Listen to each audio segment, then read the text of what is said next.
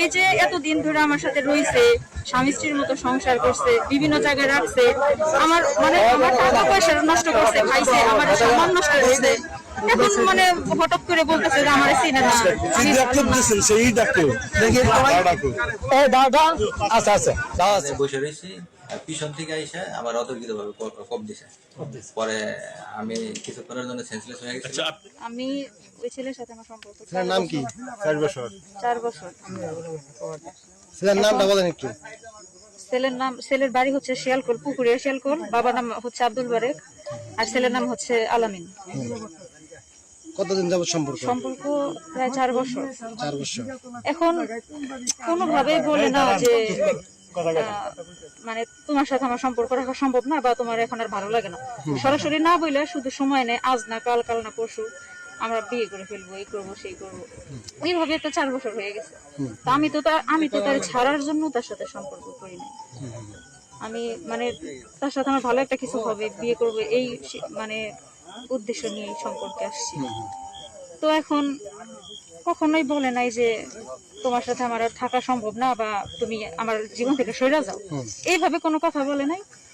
শুধুমাত্র আমার আশা দিয়েই রাখছে, দিনের পর দিন, মাসের পর মাস, এখন 4টা বছর হয়ে গেছে।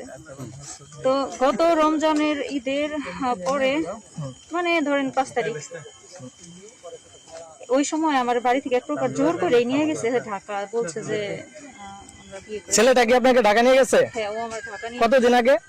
এই যে রমজানের ঈদের হচ্ছে, রোজার ঈদের হচ্ছে। তখন কি ছেলেটা বিয়ে করছিল? না না না, বিয়ের আগে। হ্যাঁ। এখন কি ছেলেটা বিয়ে করছে? আমি মাত্র জানছি যে ও বিয়ে করছে। মাত্র জানছেন সে বিয়ে করছে? তারপর আপনারা রেল লাইনে কেমন আসলেন? একটা কথা আপনি জিজ্ঞেস করুন, ওর সাথে যে সম্পর্ক, এরকম কোন ডকুমেন্টস আপনার কাছে আছে? প্রচুর আছে, অভাব নেই, বহু হয়েছে, সম্পর্ক হয়েছে। আমরা সংসারই করছি স্বামী স্ত্রীর মতো। আচ্ছা, আপনি যে ওকে যে দিচ্ছেন, যে একটা অভিযোগ পেলাম, ওকে আপনি খুব দিচ্ছেন, সেটা কি কারণে দিলেন? সেটা হচ্ছে এই যে এতদিন ধরে আমার সাথে রয়েছে, স্বামী স্ত্রীর মতো সংসার করছে, বিভিন্ন জায়গায় রাখছে, আমার টাকা পয়সা নষ্ট করছে, খাইছে, আমার সম্মান নষ্ট করছে। এখন হঠাৎ করে বলতেছে যে আমার চিনে না। কি ডাক্তার দিয়েছেন সেই ডাক্তার দেখি এই দাদা আচ্ছা আচ্ছা দাদা আছে আচ্ছা, আপনারা যে আজকে রেল লাইনে আসছেন, এটা কার পরিকল্পনায়? আপনার নাকি সে ছেলের? দুইজনেরই পরিকল্পনা। তা আপনি যে দাওটা নিয়ে আসছেন এই ব্যাগে করে, তারে কি মাইরা ফেলার কি আপনার কোনো ই ছিল? আপনার নামটা বলেন আবার, আপনার নামটা বলেন। মিথ্যা কথা বলা যাবে না কিন্তু। সাদিয়া।